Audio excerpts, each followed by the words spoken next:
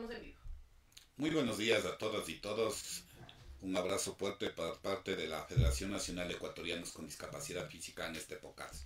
Es importante para todos nosotros comentarles del trabajo que hemos venido haciendo durante estos tiempos, comunicando para, por medio de estos podcasts, tratar de capacitar, formar, orientar a la ciudadanía, a la sociedad civil de personas con discapacidad, a sus familias, para que puedan tener conocimiento de algunas normas, de algunas acciones que van haciendo tanto las organizaciones de la sociedad civil como las instituciones públicas también, o los que son parte del Estado. Por esa razón nosotros siempre nos permitimos comunicarles que pueden hacer preguntas a raíz de lo que vayamos debatiendo, que vayamos teniendo este conversatorio, y que nosotros nos reservamos muchas veces preguntas donde sean ofensivas tanto para el presentador como para quienes nos acompañen como expositores. Así que eso dejarlo muy en claro y esperar de que toda la información que se revierta aquí sea de importancia para todos ustedes. Quiero darle la bienvenida al doctor Giovanni Rivadeneira.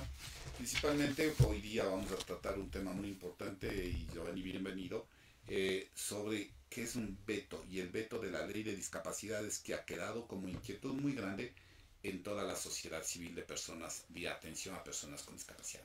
Así que bienvenido, Giovanni. No, gracias, Javier, gracias a todos ustedes, gracias a la Federación de Discapacidades Físicas por esta invitación, no, con gusto, con el mayor de los agrados.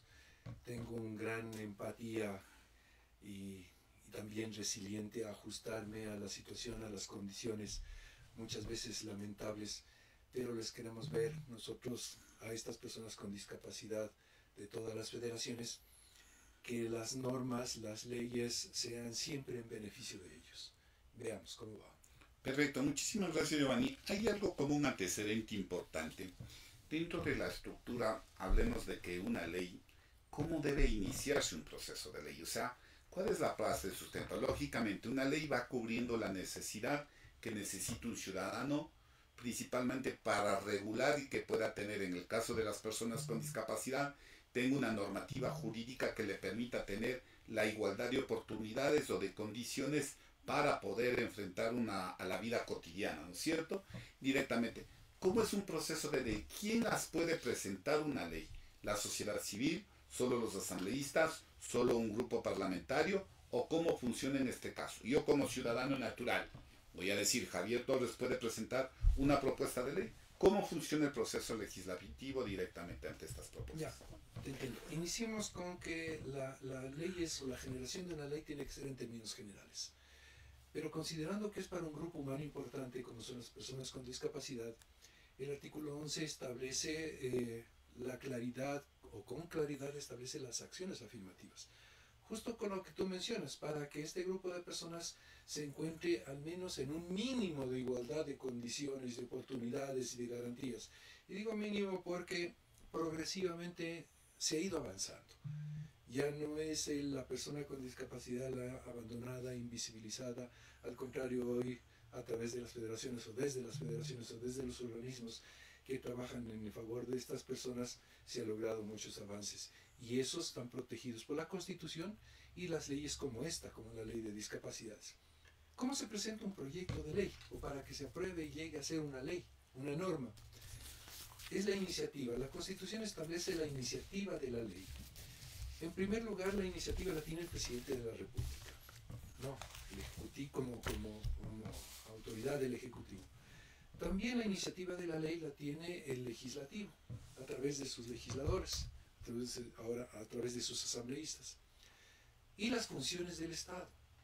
¿Cuáles son estas funciones del Estado? Por ejemplo, puede presentar la Corte Nacional, la Fiscalía, la Procuraduría General del Estado, la Defensoría del Pueblo, la Defensoría Pública, pueden presentar proyectos de ley, porque la Constitución así lo establece. Pero también, como tú mencionas, como personas nosotros naturales, ciudadanos comunes, también podemos presentar un proyecto de ley para que sea sometido a la Asamblea Nacional, pero necesitamos el 0.25% del padrón nacional. Es decir, nosotros en la última elección creo que fue alrededor de 13 millones de personas que votan. Entonces toca sacar o cuantificar el 0.25 de esos 13 millones de electores para tener una iniciativa.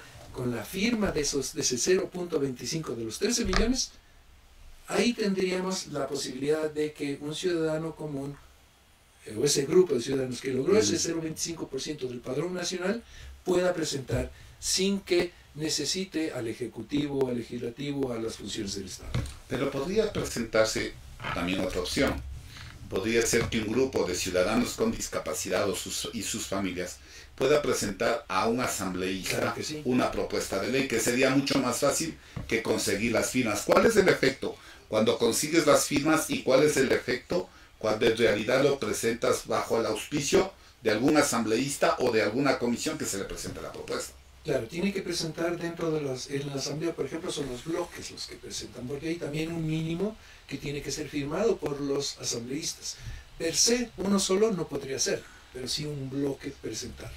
O sea, lo que podría ser un asambleísta, si es que nosotros como una organización de la sociedad civil decidimos hacer una reforma a cierta ley que vaya implícitamente, que tenga que transversalizar la discapacidad, le presento la propuesta al asambleísta. El asambleísta puede poner en conocimiento de su bloque partidario dentro de la asamblea, con su bloque, recoger las firmas y presentarlo como una propuesta de iniciativa del asambleísta basado con el principio de las organizaciones de la sociedad civil o de la fuente donde vengan, ¿no es cierto? Las personas naturales individualmente junto con otras personas naturales pueden hacerlo, pero también pueden hacer, como tú mencionas, si tú presides la federación. La Constitución establece también que organizaciones como tal puedan presentar como iniciativa un proyecto de ley, pero tienes que lograr ese número de firmas para presentarlo. También puede ser a través de la Defensoría del Pueblo, mira. También puede ser. El defensor del pueblo puede hacerlo, porque la Constitución le da esa facultad. Y la Defensoría del Pueblo es un organismo que vela por los derechos humanos. O sea, sería idóneo, una vía más idónea para que un proyecto relacionado con personas y sus derechos humanos, la Defensoría del Pueblo, que es su objetivo principal, lo puede hacer. Pero al ser la Defensoría del Pueblo que también pueda presentar, tendría que entrar en análisis dentro de la Defensoría del Pueblo por la iniciativa. Mira que claro, que obviamente el Defensor del Pueblo y como tal va a necesitar su criterio, ¿no? Un criterio, porque no creo que lo firme así nomás, ¿no? Claro. Me refiero a eso, ¿no? Tiene que analizarlo y ver la viabilidad, que no haya ilegalidades inconstitucionales, que cumpla un requisito. Ok, esa es la primera fase. Estamos hablando de la iniciativa. Puede presentarse las alternativas que decimos de parte del padrón electoral. A otra iniciativa, buscar un asambleísta que pueda presentar la propuesta para que se analice dentro del contexto del grupo parlamentario al que pertenece con las firmas de respaldo. ¿Qué pasa cuando ya tenemos en esa fase una propuesta, cuando hemos conseguido el auspicio de la asamblea y hemos conseguido el auspicio del partido político y de los representantes? ¿Cuál es el siguiente paso al análisis de esa propuesta? Llegó a la asamblea. Ok, ya tenemos la propuesta. Llegó a la asamblea. Entonces la asamblea la somete a un primer filtro que es el Consejo Administrativo de la Legislatura. El famoso CAL, ¿no? Que está representado por representantes que se eligen de diferentes partidos dentro del grupo parlamentario que existe en este caso. Actualmente creo que son, si no me equivoco en el CAL, creo que son 8 personas, o no me recuerdo bien, 9 más o menos, pero ahí están representados de varios partidos, ¿no es cierto? Ahora con la nueva asamblea que se va a instalar el 24 de mayo, diríamos que ese CAL va a ser mucho más equilibrado dentro de los partidos o de las representaciones. Ese sería el desear, ¿no? De que sea equilibrado y que no haya una polarización. Ok, eso significa que el CAL analiza la propuesta. Bueno, primero el asambleísta presenta el proyecto de ley con las firmas de respaldo y entra el CAL, ¿no es cierto? El CAL, con esa participación, ¿qué hace ahí? Lo somete a una unidad técnica, porque el CAL son conformados por legisladores o asambleístas que van a requerir de un informe previo para después destinarlo a una comisión específica. Dependiendo del tema que se está tratando, luego de este informe técnico de una unidad técnica que analiza la viabilidad, la constitucionalidad, la legalidad, la pertinencia, eso analiza esta unidad y le devuelve al CAL, y el CAL le destina ahí sí a la comisión que corresponda por el tema que se esté analizando. Claro, cuando hablamos de las comisiones, hablamos de comisiones permanentes, que son las que ya están establecidas por norma y ley. Sí. directamente, y hay comisiones extraordinarias también especializadas que se pueden crear para el efecto. Se podría tal vez en algún momento crear una comisión especializada para que no exista una ley de discapacidades, ¿o no? No valdría la pena, porque hay una comisión que está tratando temas de derechos humanos. Okay. Entonces, en esa comisión, al tratarse un tema muy específico, muy importante, como es lo relacionado a todas las cuestiones, a su convivir de las personas con discapacidad, necesariamente tendría que ir esta comisión que trate de los derechos humanos. Claro, es una garantía, ¿no? Por supuesto, porque ahí tendríamos las comisiones permanentes, y les vamos a hacer una ayuda a memoria directamente porque es importante que también sepan.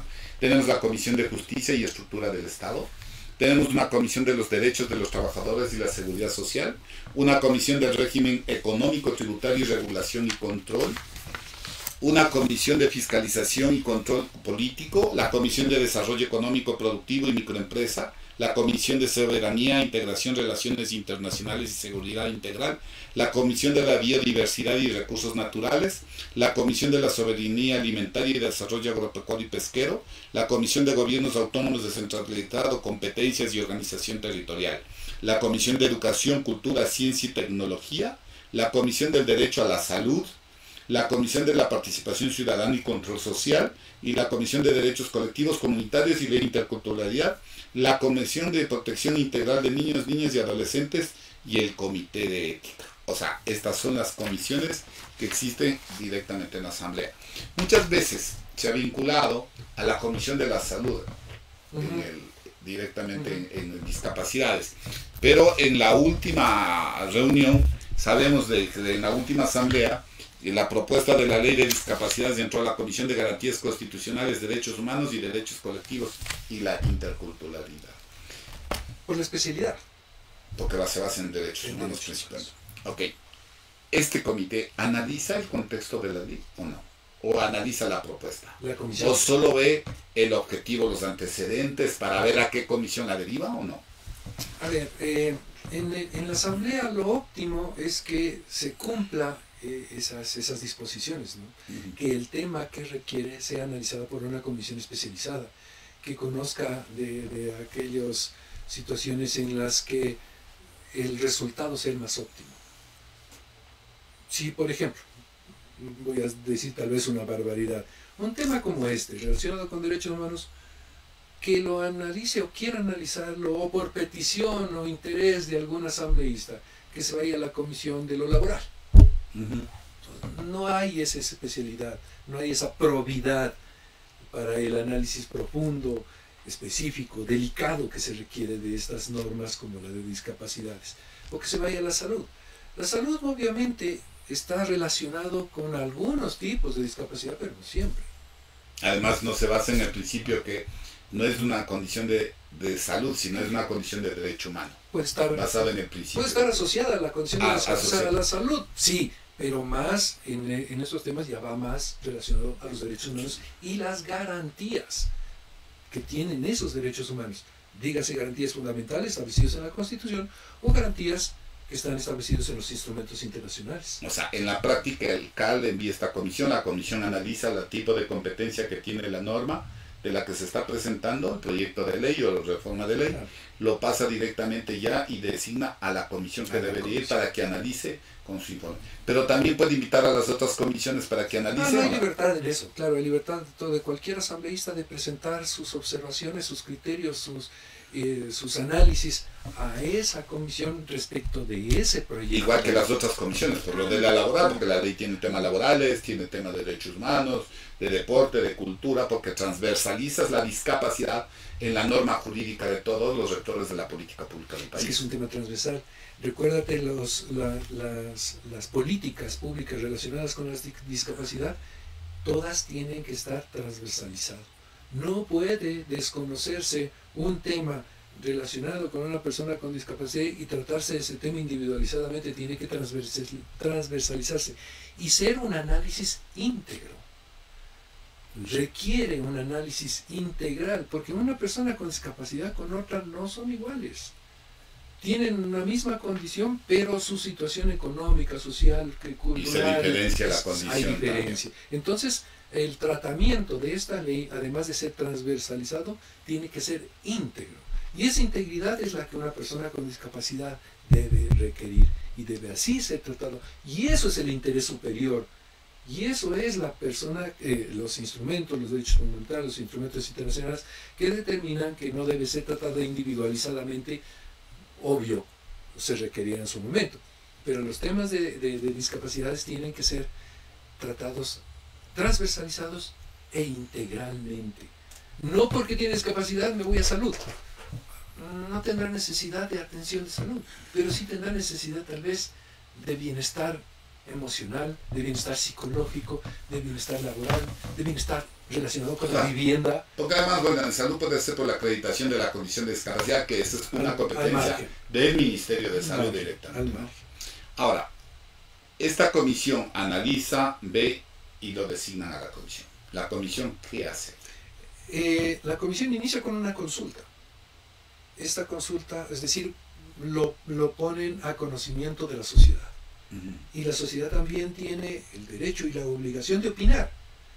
¿No? Yo alguna vez escuché a una persona con discapacidad, que es una cosa profunda, decía, nada de nosotros sin nosotros. Pero tiene la razón, tiene razón. Entonces, tiene que ser consultada, no solo a las personas con discapacidad, sino, por ejemplo, a las familias.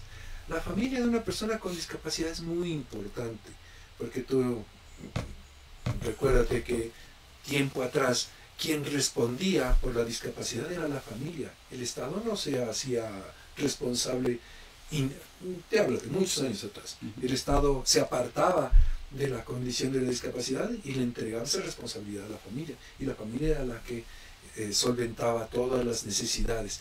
Pero en los actuales momentos ya no. Entonces la familia de esa persona también tiene derecho a opinar. La sociedad que está alrededor, en contexto con esas personas y esos grupos humanos con discapacidad también tienen derecho a opinar. Tiene derecho a opinar el Estado. El Estado, porque no solo se habla de salud y condición de discapacidad, se habla de educación, como tú bien dices, se habla de recreación, de trabajo, de vivienda, de créditos, temas tributarios, etcétera, etcétera. Entonces también esas entidades están facultados a opinar la conveniencia, la viabilidad, la oportunidad de la ley. Que la socialización es parte primordial para que pueda la sociedad civil participar. Pero esa socialización además debe ser participativa a nivel nacional. Sí. Porque sí considero que, yo sí considero que cambia mucho en muchos aspectos, podría decirse, las acciones que se haga en territorio. No todos los territorios son iguales, no todas las condiciones económicas o pueblos, nacionalidades, género y todo lo que transversalizas en la discapacidad se aplica en las mismas condiciones en todos los territorios, ¿no? Claro que no. Porque además tienes que hacer la consulta, y voy a poner un ejemplo, ¿qué tan preparados estamos para que los pueblos y nacionalidades en sus lenguas, el quechua o así, tengan la información debida, la comunicación y la información deseada? ¿Ok? Que es parte primordial. Y no dejo del contexto afuera que los sordos puedan tener acceso a la lengua de señas para el debate, como el audio para las personas no videntes y las demás discapacidades con fácil lectura. Entonces, a esto se uniría el contexto también de la información y mucho más también a los pueblos y nacionalidades. ¿Cuánta opinión pueden tener en pueblos y nacionalidades la información de un debate de ley? Y hablamos de pueblos indígenas que se encuentran en las áreas rurales muchas veces y en Amazonía también, que muchas veces no tendrán ni el conocimiento cómo se estructura una ley y qué beneficios pueden tener. Estos análisis que hace esa comisión y socializa, ¿qué tan, podríamos decir, asertivos son para un debate de una ley? Depende mucho de la convocatoria que se haga, de la propuesta. La Constitución y la Ley de Discapacidad establece de que debe socializarse, ponerse en conocimiento, en otras palabras, de la sociedad. Y ahí depende mucho de cómo es el alcance. Como bien tú dices, hay poblaciones alejadas que la comunicación les impide, o los medios comunicativos les impide a estas personas pronunciarse o hacerse conocer, o hacer conocer sus criterios, sus observaciones. Dependerá mucho del cómo. No quiero ser negativo, pero si una persona o una entidad no quiere que se conozca, pues limitará los espacios de. Pero mientras más se haga conocer, mientras más observaciones haya, hay muchos más elementos viables o valiosos para construir una ley mejor. Obvio que van a opinar de todo, se va a opinar de todo, se van a opinar cuestiones en las que la Asamblea ya bajo sus competencias definirá si es legal, no es legal, constitucional, no constitucional, si es oportuno, si es viable, no es viable, o atenta contra la seguridad o el derecho de otras personas. Entonces, dependerá mucho del cómo se comunica o cómo hace la comunicación. Está establecido de que tiene que ser presentado a la sociedad para que presente sus observaciones, sus criterios, sus nuevos proyectos alternativos, etcétera. Pero la idea es esa, ¿no? De que haya el mayor número de criterios y observaciones para que la construcción sea en términos generales y de uso y de aplicación general nacional y en este caso aterrizando particularmente a la necesidad de la persona con discapacidad y sus familias. Claro, pero en la comisión se llega a analizar, desde un punto de vista entendería yo, lo que es de ley y lo que puede hacer de reglamento. Porque hay muchas cosas que puedan terminar discriminando, ¿no es cierto? Porque muchas veces tenemos muchas aspiraciones que una ley sea perfecta, que lógicamente yo no sé si es que existe una ley perfecta. La ley se va acomodando, yo creo, a las necesidades, yo diría, económicas, sociales, socioeconómicas del momento y del tiempo. Una ley puede tener muchísimos años y no es la realidad actual que pueda tener, entonces por eso se tiende a una reforma o a crear una nueva ley o ver cuáles son las partes interesantes de la que tenemos que sirven y hacer una reforma, ¿no es cierto? Al hacer este paso, la comisión analiza lo que tú decías, discriminar. Ellos, ¿cómo preparan ese informe directamente? O sea, ese informe va analizándose desde qué contextos. Porque en definitiva, como en la actualidad tenemos un veto que es de la ley actual que se ha propuesto, y hay un veto presidencial. Entonces, la inquietud es, si ya entró alcalde, entró a la comisión, ¿por qué no se observó claramente la normativa jurídica establecida para evitar el tipo de veto? Lógicamente toda ley tiene que tener un veto, porque es parte de la estructura del Estado, de decisiones propias a veces de presupuesto, de otra infinidad de contextos. Entonces, la comisión o el primer informe que va a hacer la comisión, ¿se basa en esos principios? Mira, lo que tú dices es muy importante. Un tema, por ejemplo, relacionado con los tributos. Okay. La Asamblea tiene la mejor intención, asumo. Ya. Pienso yo. El deber ser. Que tiene la mejor intención de sacar una ley lo más ajustada a las necesidades actuales de la población humana con discapacidad y sus familias. Yo voy a insistir mucho en las familias. Pero no hay una ley perfecta. Es más, la ley mismo, el derecho mismo, es bastante dinámico. Tú bien hablas de las condiciones actuales, obligan a que se reforme ciertas cosas porque aparecen nuevos elementos, aparecen nuevas condiciones de discapacidad o aparecen nuevos elementos que ocasionen la discapacidad. Entonces también hay que ir a la par de esas posibilidades, de esos supuestos. No hay una ley perfecta. Al margen de lo que estamos conversando, por ejemplo, se han identificado como más de 30 errores que tiene el Código Orgánico Integral Penal. 30 errores. Más de 30 errores. ¿Y cuántos artículos tenemos en el Código Penal? ¿Coñitos? Ahí sí me tomaste la Son un montón. Bueno, pero entonces mira, pueden haber errores, pero pueden enmendarse conforme quepa con otra norma o con otra reforma de la ley.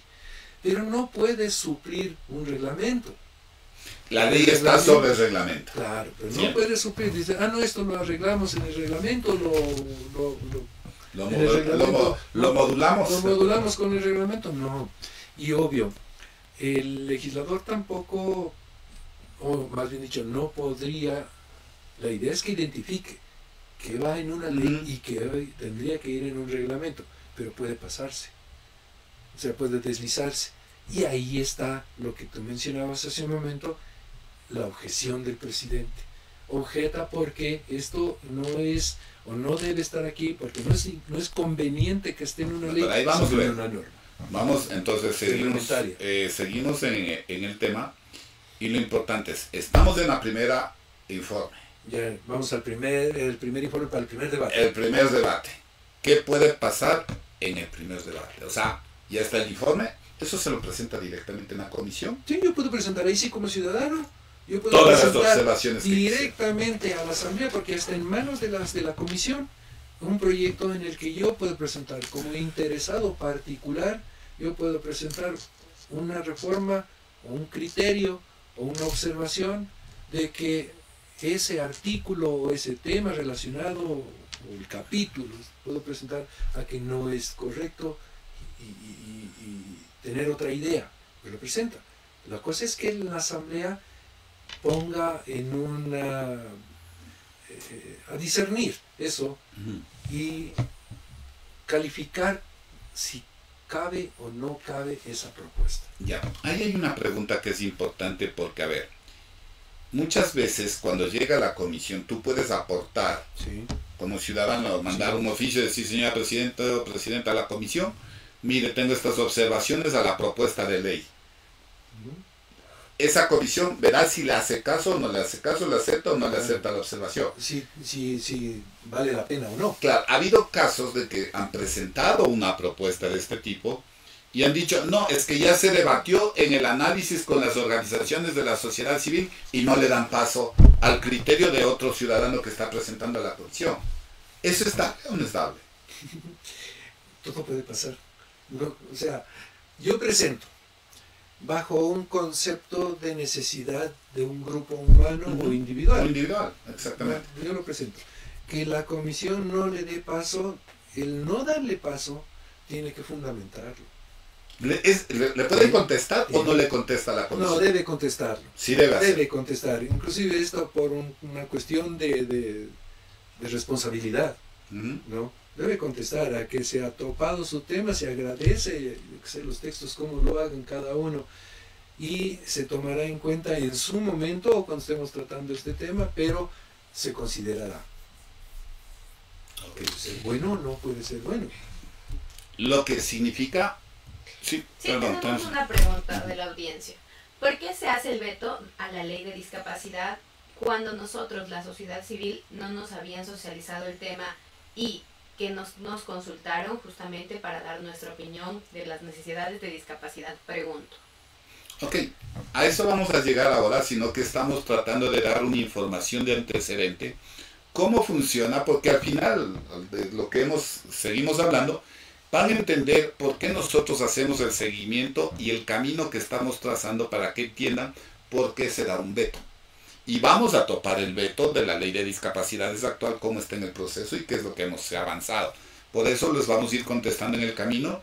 Esperamos que en el desarrollo de este conversatorio van a poder saber realmente lo del veto. Así que escúchanos y continuamos con este tema para que se les vaya aclarando un poquito a gente que muchas veces desconoce justamente de la formalidad de la ley, ¿no es cierto? Y ahí diríamos, estamos en el primer debate, va a entrar el informe entra a la comisión, ¿no es cierto? La comisión hace el informe. Muchas veces en la comisión se analiza ya todos los contextos, la secretaría con los asesores de los miembros de la comisión, que son de 6, 7, 8 personas aproximadamente, 2, 4, 6, 8, 9 personas que son de una comisión. Tienen sus asesores y ellos analizan, conversan con sus asambleístas, recogen información, hacen un informe a la secretaría de la comisión. Muchas veces hay dos informes, uno de mayoría y uno de minoría también. Puede pasar en discapacidades, no he visto que haya pasado en discapacidades de este contexto, uno de mayoría y uno de minoría. En la mayoría de veces cuando se han presentado propuestas de ley de discapacidades, ha sido aprobado por su mayoría. Sí, sí. No ha habido una contraposición de los asambleístas. Hay mucha sensibilidad en ese tema y también sensibilidad política. Esa es otra. También que hay que verla, ¿no? Entonces, en la característica está hecho el informe. Ya pasa del informe, está firmado por el presidente y pone a conocimiento del CAL o directamente del pleno. Ya va al pleno. Va al pleno, pero el CAL tiene que poner a través del presidente. Del presidente, ¿no es cierto? El presidente es el que dispone a través del CAL en el orden del día. Ok. Ponen el orden del día y deciden la fecha. Este borrador del primer debate, ¿qué aportaciones puede recibir directamente? A ver, cuando llega a primer debate, ya se supone, ya llega un texto donde es el resultado de todas las aportaciones que han hecho. Bien, nuestro querido amigo que nos hace la consulta, es justamente lo que tú mencionabas hace un momento, tu preocupación, el cómo es que llega un proyecto de ley a conocimiento de la sociedad. Mira, que ya hay una persona que no ha conocido. Bueno, nuestra obligación también es estar al tanto de lo que sucede aquí en el país, ¿no? No nos va a llegar a la casa, no nos va a llegar por carta a que consulte y observe y participe, no. Nuestra obligación también es estar al tanto de lo que sucede en la organización estatal, en el contexto estatal, en el contexto de los gobiernos. Mire, esa pregunta es harto importante, porque tu preocupación también es cómo es que todas las personas pueden llegar a opinar, a crear nuevos conceptos de un proyecto que esté en análisis. El primer debate llega con todas las observaciones, recogiendo todas las observaciones que la sociedad ha hecho. Me refiero a sociedad como concepto estatal, desde el presidente. Sociedad civil, de ministerios, todo lo que se pueda consultar. ¿Tiene un plazo? Sí, hay plazo de 30 días. 30 días tiene que presentar el informe. Entonces, en esos plazos ya tiene que recogerse todo lo que cabe hacerlo, porque tal vez tendría una idea desproporcionada que raye en la inconstitucionalidad. El asambleísta no lo va a recoger, pero tampoco se respetan los plazos. Yo he visto muchas leyes, muchos análisis que están guardados y que después dicen, únase las diferentes leyes que están establecidas y propuestas por los asambleístas desde hace varios años también. Y dicen, únase en todos estos proyectos y se demoran más. No es que te cumplan el plazo de los 30 días. O sea, yo he visto leyes que se han demorado en análisis 6-7 meses y lo hacen convenientemente cuando lo quieren lanzar. Eso pasa, ¿no es cierto? Y la preocupación es esa, o sea, el plazo se respeta o no se respeta y qué exigencia podemos hacer para que se respete. Pero bueno, en el debate ya va el debate de todos los asambleístas, ¿no es cierto? ¿Hay quiénes dan los aportes? ¿Los asambleístas? No, todos. Yo puedo, por ejemplo, presentar a través de un asambleísta un criterio que yo supe que no me tomaron en cuenta. Ah, ok. No me tomaron en cuenta. Me busco otro pana. Otro asambleísta o sí, una. Ya. Y como están en debate, no necesariamente el texto propuesto por la comisión ya va a ser el definitivo. Entonces el asambleísta en el pleno puede hacer aportes a ese artículo al que se está debatiendo. Y se debate artículo por artículo o por secciones. Pero en este caso sí es importante que, no sé cómo se debatió, no estoy al tanto, lamentablemente, no sé si debatió artículo, que debió haber sucedido así, estoy seguro que debió ser sucedido así, artículo por artículo, porque son temas muy delicados, son temas muy sensibles, que no cabría tratar en bloques como suelen tratarse otras leyes, se aprueban y no.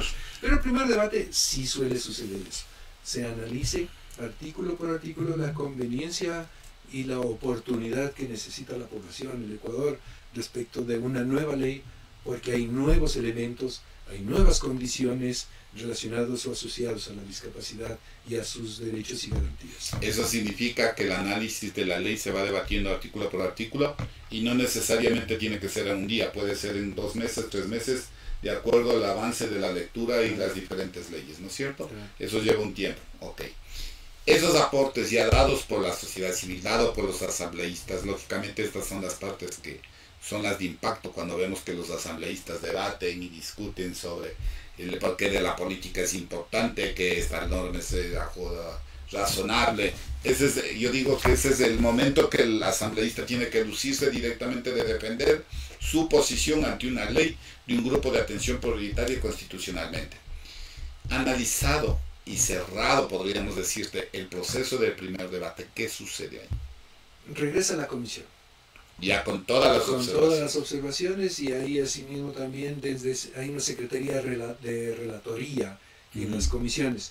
Esa secretaría recoge todas las observaciones, todos los criterios, todos los conceptos que se emitieron en el primer debate y presenta un nuevo texto.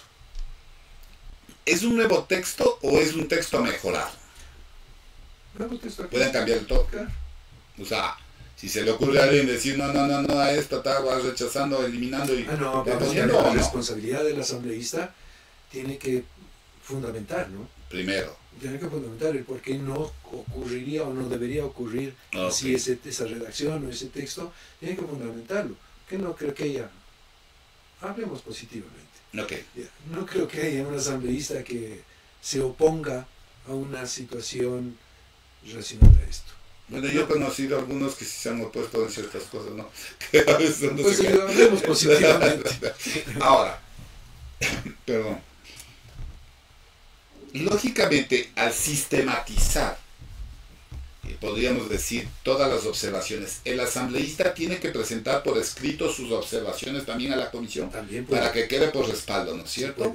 En muchos casos se les exige para que respalde su texto, ¿no es cierto? De hecho, te interrumpo, Javier. De hecho, cuando está analizándose en primer debate un artículo, por ejemplo, se produce la lectura, se produce la participación de los asambleístas, y por ahí uno de los asambleístas que propuso alguna reforma, alguno de los artículos propuestos por la comisión, lo explica, pero también a la comisión puede mandar su texto, cómo debería quedar conforme su participación en el pleno. Bien, entonces ya tiene un poco más de elementos la comisión para con más certeza o criterio analizar esa propuesta que la dijo en su momento en la asamblea, que bien pudo no haberla dicho bien, o no pudieron haberla entendido bien, pero en el texto ya la presenta para el segundo debate su aporte. Ok, sustentando directamente porque hace la observación. Regresó a la comisión. El segundo debate. Al segundo debate. Ahí hace nuevamente ya el informe sistematizado para, lógicamente, recogido todo. Regresa a la Secretaría General para que pase el presidente, para que ponga... Para que el pleno, el presidente a sí mismo ya ponga fecha para el análisis de segundo debate. El segundo debate. Ahora sí, vamos a entrar al segundo debate. ¿Ok? En el segundo debate, ¿qué pasa? ¿Se vuelve a leer toda la norma de la ley o ya directamente son los textos definitivos? ¿Cómo quedaría ahí? ¿Ya no se debate todo nuevamente o sí? Sí, porque pueden ser, temas, repito, lo ideal en esta ley sí debería haber sido así. Espero que sí haya sido así. Bueno, es mi criterio. Que se analice artículo por artículo. Pero en el segundo debate ya es a aprobarse. Ya se va a aprobar el texto. O sea, ya va a haber votación. No como el primer debate. El primer debate es una recopilación, recoger textos. El segundo debate ya es, en cambio, a aprobar el texto. El texto de lo que se recogió en el primer debate, con los textos definitivos, con los sustentos que tenía cada propuesta de cada asambleísta y las recomendaciones que se hicieron por lo que llegó. Pero el asambleísta también, en esa lectura de ese artículo que se está aprobando, también puede presentar un texto alternativo que no rompa el objeto o el concepto, el contenido de lo que se persigue. ¿Ya?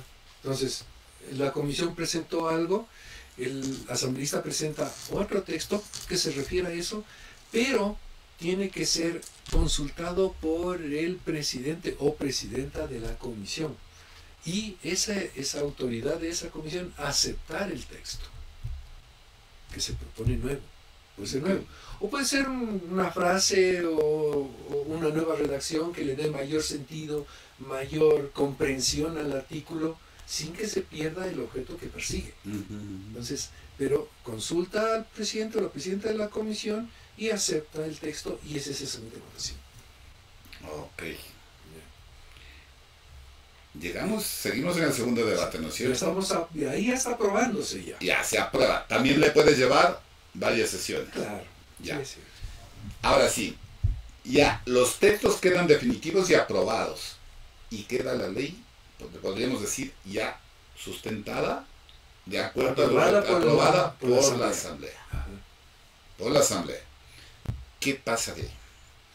Ese proyecto, porque sigue siendo un proyecto, ¿no?, es dirigido al Ejecutivo. Para que el Ejecutivo, conforme la Constitución establece que el Ejecutivo puede presentar sus objeciones. Y dentro de esas objeciones, lo que tú hablabas de los vetos. Es lo que nos preguntaba nuestro amigo, ¿no es cierto? El veto puede ser total o parcial. O Si es total, es archívese y preséntese archívese y un año trátese después de un año. Eso es lo que dice la norma. Pero en este caso de esta ley de discapacidades fue el veto parcial por inconstitucionalidad e inconveniencia de algunos artículos. Ahora, Aida, antes de que continúes con eso, porque es importante, a quienes nos escuchan, cuando analizamos, muchos tienen inquietud, como nuestro compañero que nos decía, que es el por qué hay ese veto y qué pasa con la ley. El veto es una potestad del Ejecutivo. Absoluta. ¿Ok? Y en ese veto, el presidente va a observar algo y la Asamblea tiene que acoger para analizar y tiene un plazo también, ¿no es cierto? Mi pregunta va a ir directamente, ¿este veto perjudica una ley? ¿Perjudica el derecho? La idea del veto es mejorar el texto, por un lado. La idea del veto también es hacer ver a la Asamblea que legisló algo que está no apegado al texto constitucional, al marco constitucional.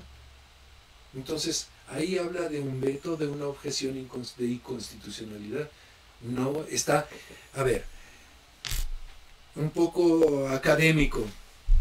Dentro de la pirámide de normativas que existe, la Constitución está por sobre una norma. Es la más alta. Una norma no puede estar en contrario o estar por sobre los conceptos, principios o disposiciones constitucionales. Entonces, si una ley está en contra o atentando contra la normativa constitucional, el veto puede ser parcial, o repito, puede ser total, por inconveniencia absoluta de la norma.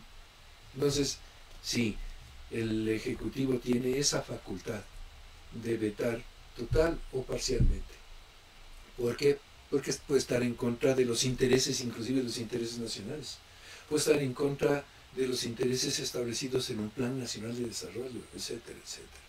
O sea, puede tener algunos considerando que podría, por esa razón, existe que el Ejecutivo revise la ley, y hay quien revisa la ley en el Ejecutivo. En la Secretaría Jurídica de la Presidencia de la República. Pero me imagino que la Secretaría Jurídica, digo yo, le pondrá en el análisis y hace la consulta a los ministerios, ¿o no? Definitivamente. Porque a pesar de que puedan haber personas expertas en la Presidencia de la República, así como en el Legislativo, no todos creo que manejen temas como los que están acá. O sea, el ámbito de la discapacidad, directamente el tener el conocimiento sobre los derechos humanos basado en los principios de igualdad, son los que se tienen que analizar. Pero también tiene que analizarse las normas económicas, tributarias y todo ese análisis, ¿no es cierto? Relacionado con la seguridad social, relacionado con la vivienda. ¿Qué es lo que estamos viendo ahorita, ¿no es cierto? Entonces significa que al pasar ahí, el Ejecutivo hace sus consultas a los ministros, me imagino, o a los diferentes ministerios. Claro. A todo el aparato estatal que esté imbuido o involucrado en la norma, con ese proyecto. Okay. Entonces, hemos logrado hasta ahorita analizar cómo ha ido directamente. Ahora vamos a la propuesta de ley que existe al momento actual bajo un veto. Ya. El presidente, lógicamente, en el mes de, si no nos equivocamos, en el mes de enero, si no nos equivocamos, presenta la objeción parcial, ¿no es cierto? A la nueva ley de discapacidad, que hay que diferenciar, que es importante porque hay que diferenciar. Y la preocupación muchas veces de la sociedad civil es por qué se tuvo que hacer una nueva ley y no se hizo más bien una reforma de ley. ¿Ok? ¿Por qué razón se llega a ese análisis? Nosotros la última ley de discapacidad fue del año 2012. Se aprobó en el 2012 y hay una reforma en el 2019, que se hace una reforma pequeña, que puntual. Se hace puntual. Entonces se puede hacer una reforma. En el análisis del contexto, fue malo el haber dicho vamos a hacer una nueva ley en vez de haber hecho una reforma de ley para mejorar los articulados necesarios, o no necesariamente sea lo más positivo eso. Las dos opciones son válidas. una nueva ley, no es una ley tampoco voluminosa, ¿no? Si no estoy mal, son algo así como 150 artículos. Sí, aproximadamente, que es lo que se maneja dentro de la ley. Entonces no es una ley voluminosa que puede recoger los mismos textos de la ley vigente, porque está vigente, tenemos la de septiembre de 2012, y nuevos textos que van ajustados a la dinámica de los cambios, de las necesidades, de la coyuntura de las personas con discapacidad y sus familias. Entonces, no es que sea malo lo uno o lo otro, no, puede ser puntual, pero al hacer una reforma puntual puede no estar o desarticulando lo que está complementándose en la ley. Entonces, puede ser una nueva ley, no como algo malo. No, ni tampoco las reformas puntuales tampoco son malas. Dependerá de las necesidades y oportunidades de ese momento. Esta nueva ley, de lo que le he revisado, tiene unas cosas, o elementos, ¿no? Bueno, en fin, cosas, hablando en términos jurídicos, muy buenas. ¿Sí? Muy buenas, muy buenas. O sea, cambia el esquema de lo que la ley vigente no las tiene. Porque va creciendo dentro de existencias de necesidades específicas, económicas, sociales. Ajá. Y vinculantes, ¿no es cierto? Algo importante, y como te decía hace un momento, yo no voy a dejar de hablar de la familia. Porque en la ley actual habla de personas cuidadoras. Sí. ¿Ya? Pero se ha extendido tal necesidad de especificar quiénes son esas personas cuidadoras y cuál es su responsabilidad y su alcance. Y en esta ley habla de esas personas. Les da la importancia a esas personas cuidadoras y también les ampara esta ley a esas personas cuidadoras ya con una conceptualización más definida. Lo que antes decía, cuidadores, y a uno le tocaba, o a la familia le tocaba, demostrar el por qué está cuidando, qué discapacidad tiene, cuáles son sus necesidades, y si la persona que necesitaba conocer o resolver sobre una persona cuidadora, muchas veces hasta tocaba seguir una acción de protección, un juicio contencioso administrativo, un reclamo administrativo. En la Defensoría del Pueblo que se habrá se llama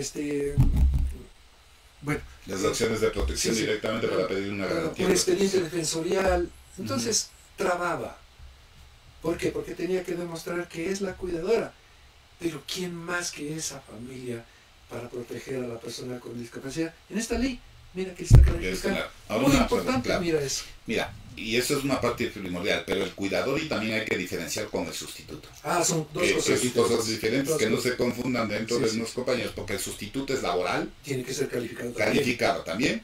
Y otra cosa es el cuidador, que da la garantía que el padre es el cuidador, o puede haber cuidadores que no sean necesariamente la familia, sino hasta cierto grado de conseguibilidad. Lo que tú dices es lo que cita ahí, ¿no? Importante, mira que el cuidador no necesariamente es el representante legal. Exactamente. Mira, y esto le clarifica. Exactamente. Porque el representante legal es clarísimo. ¿Quién es el representante legal? Está en el Código Civil y otras normas. El representante legal. Pero en el cuidador, esto es una norma muy propia de aquí, muy propia de los instrumentos internacionales, muy propia de la protección internacional que tiene la persona con discapacidad, la familia o sus cuidadores. Claro. Lo que pasa es que cuando tú regulas una norma en este tipo, habría que ver cómo un reglamento sale para poderte regular también ciertas condiciones, ¿no? Porque hay que participar. Exacto, hay que tener una participación mucho más profunda con los rectores de la política pública, que son los ministerios directamente, y principalmente regularizar bien eso, porque una cosa es que atiendan a personas con discapacidad y otra cosa es que hablemos del cuidado de las personas con discapacidad, ¿no es cierto? Y eso hay que diferenciar bastante para que tengan claridad entre el cuidado y la atención. Porque, hablemos, los buenos Joaquín Gallegos Lara tienen sus cuidadoras, muchas veces que son familiares, están destinados directamente a sus cuidadoras, que garantice, y en la mayoría son mujeres, por ejemplo, y muy pocos hombres en realidad, pero es importantísimo, cerca de 42.000 familias acogen el beneficio de ser cuidadoras en el bono Joaquín Gallegos Lara, ¿no? Entonces es importante verlo desde ese punto de vista. es importante ver entonces que en el análisis de este veto, ¿no es cierto? La ley tiene 144 artículos aproximadamente. El presidente, ¿cuántos artículos los veta? O sea, ¿qué significa ese veto que hace el presidente? Porque hay que explicar que ahí el veto, estamos hablando que el veto que está haciendo el presidente es a ciertos artículos. ¿Sí? ¿Por qué veta el presidente esos artículos? Qué bueno que haya sido el veto parcial. Porque Ya. imagínate, si hubiera sido un veto total, hubiéramos tenido un retroceso en los contenidos de este proyecto. Pero como el que estamos hablando, y hay otros más que podríamos conversar que son muy buenos, muy buenos. El equipo humano que redactó esto, asumo que recogió esas necesidades, pero obviamente no dejará de faltar otros temas que incluir acá. De eso, bueno, la dinámica de las normas así lo establece, y el convivir de las personas también obliga a esa necesidad. El presidente de la República hace un veto parcial, repito que es bueno. ¿Por qué? Porque tenemos todavía la oportunidad de tener una nueva ley. Exactamente. O sea, no hemos perdido todavía. Bueno, no creo que vayamos a perder tampoco, porque consideramos, si en un debate de la aprobación de la ley, del informe que sale por una mayoría en la Asamblea, que es importante para que se pase al Ejecutivo, el Ejecutivo también tiene que ver y revisar directamente, observar que hay cosas que pues, son viables y otras que de pronto no son viables, y ahí entra mucho el factor de la Corte Constitucional. Sí. Y en el veto del presidente principalmente, ¿qué es lo que nos habla y nos esclarece principalmente en el veto? Que el veto significa que hay artículos, que eso sería bueno que entiendan quienes nos escuchan. El veto solo hace artículos que se consideran que son inconstitucionales de cierto modo. Sí. Y el veto es parcial por inconstitucionalidad y por inconveniencia. Y por inconveniencia, exactamente. ¿Qué significa eso? ¿A cuántos artículos se veta? De los 143, estamos hablando por inconstitucional, ¿cuántos serían a los que sea así? Por inconveniencia, ¿cuántos serían? Los artículos, tengo aquí un resumen, de los artículos que hace la objeción parcial por inconstitucionalidad del Ejecutivo son 8 artículos. 8 artículos, de los 143, ¿no es cierto? Sí. 8 artículos. Y por inconveniencia. Por inconveniencia son 23 artículos. Ok. Ya. La particularidad de las dos expresiones, inconstitucionalidad e inconveniencia, es... ¿Qué es inconstitucional y qué sería inconveniencia? Ya. Los artículos que están objetados por inconstitucionalidad, es decir, que están en contra de la norma constitucional. O sea, chocan con una disposición superior, con una disposición en la que ni el legislativo puede intervenir en esas disposiciones, que por ejemplo el Ejecutivo es su prerrogativa o facultad exclusiva. Como ejemplo, veta algunos artículos por inconstitucionalidad por el tema del presupuesto y financiamiento.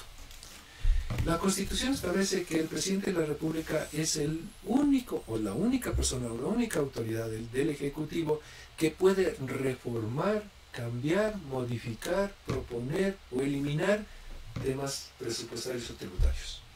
Sería que eso afecte dentro del presupuesto general del Estado. O deducción o reducción de tributos. Modificación, alteración, cambio, aumento o reducción. Ok. Entonces, esa es, por ejemplo, una inconstitucionalidad, y ese la propone como inconstitucional. Pero la particularidad de que si es que hay una objeción parcial, al haber una objeción de inconstitucionalidad, quien tiene que analizar la inconstitucionalidad es la Corte Constitucional. Se tiene que pronunciar. Se tiene que pronunciar. Entonces, la Asamblea, recibido la objeción parcial o el veto parcial del Ejecutivo, la Asamblea inmediatamente envía a la Corte Constitucional. Y la Corte Constitucional emite un dictamen. Perdón, hay una pregunta. Lo que hace es que la Asamblea recibe la objeción parcial del presidente. Claro. La Asamblea tiene que notificar o enviar a la Corte Constitucional el veto del presidente por las inconstitucionalidades. Por las inconstitucionalidades, pero más no por las inconveniencias. No. Por las inconveniencias. ¿O quién califica las inconveniencias? Las inconveniencias, el veto por inconveniente, la objeción parcial por inconveniente, tiene también un tratamiento muy especial. Es dentro del Ejecutivo, es decir, el presidente mismo de la República analiza el texto, ve que no es conveniente y presenta una alternativa. A la Asamblea. A la Asamblea. Ok. Presenta, o sea, no lo elimina el texto, no, sino lo presenta o presenta un texto alternativo. Es decir, no estoy de acuerdo con esto, pero mejoremos de eso, podemos mejorar esto. Exacto. Okay. Miren lo que yo les O sea, de esos estamos hablando que son 23 artículos. 23 artículos. Los que son inconstitucionales, que se pronuncia la Corte, son 8. Creo que, perdón Javier, dentro de estos 23 artículos por inconveniencia, creo que son 1 o 2 que el Ejecutivo, el Presidente de la República, sugiere su eliminación. Ok. No. O sea, no es conveniente. Definitivamente. No hay como ir directamente. Pero no porque lo elimine, porque sea una cuestión de inconstitucionalidad, sino porque en la justificación de la eliminación de ese artículo sugiere o informa que esa norma que está eliminando ya está en otro lado, por ejemplo. No es que quita esa posibilidad. No necesariamente, sino que ya existe una acción afirmativa otra norma, y que no hace falta repetirlo dentro de la... No acción afirmativa, sino otra norma. Ya está otra norma que suple ese texto que está ahí. ¿Para qué repetirlo? Para que haya en 2 normas diferentes. Para que existe, ¿no es cierto? Ok. Ahora regresó esa observancia a la Corte Constitucional, ¿no es cierto? Ya está en la Corte. Ya está en la Corte, pero yo entendería, ¿ellos analizaron solo los 8 o analizaron los 23 más los 8? Analizaron en la Corte Constitucional, permíteme leerle.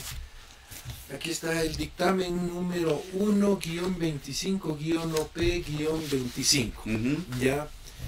En que dice el resumen: la Corte Constitucional acepta parcialmente la objeción presidencial por razón de inconstitucionalidad del proyecto de ley orgánica de las personas con discapacidad respecto a los artículos 60, 92, 104 y 105, por cuanto se han inobservado los artículos 105 y 301 de la Constitución al requerir iniciativa del Presidente de la República respecto de disposiciones que aumentan el gasto público, y se han observado los artículos 368, 369 y 371 de la Constitución al verificar que se aprobaron reformas a la seguridad social que infringen el principio de sostenibilidad.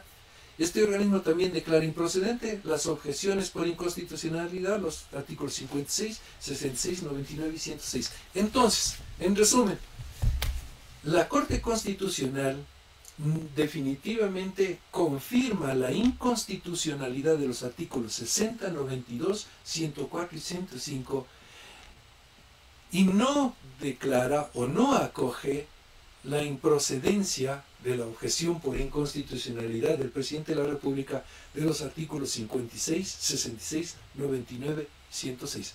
Es decir, la Corte Constitucional declara la inconstitucionalidad en firme de 4 artículos. De 4 artículos.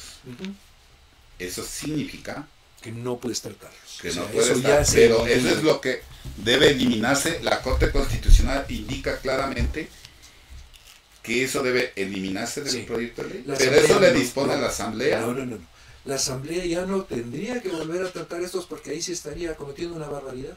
Imagínate que la Corte Constitucional, que es el órgano, el ente rector de la garantía constitucional, que la Asamblea desconozca su criterio, y ya está atentando contra la seguridad del Estado.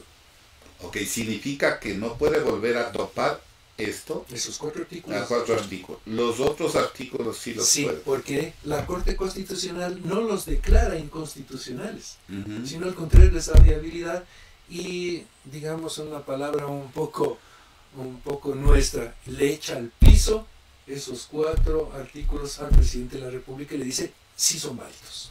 Ok. Eso significa que con el pronunciamiento de la Corte Constitucional vuelve a la Asamblea Nacional con su informe directamente de lo que dispone la Corte Constitucional. ¿Qué tiene que hacer la Asamblea ante el pronunciamiento de la Corte Constitucional? Ya la Asamblea, ya recogiendo el informe de la Corte Constitucional y el texto de los vetos, ya tiene que someter a consideración ya para aprobación. O sea, directamente los textos propuestos por la Corte Constitucional... No, ahí no hay texto, sino solo hay que un criterio de que Okay. son inconstitucionales Nada más. y los otros 4 válidos. Ahora, pero hay un informe, cuando se hace el veto de la presidencia, pone textos alternativos. Esa es la objeción por inconveniencia. En los 23 artículos, ¿no es cierto?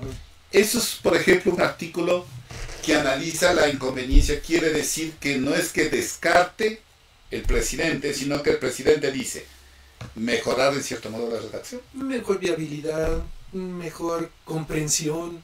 Ya. ¿Y a eso qué tiene que hacer la Asamblea ahorita? Ya, la Asamblea en sus manos, a ver, así como un poco hablando cronológicamente, lo que tendría que hacer la Asamblea ya es someter a consideración ya del Pleno el texto.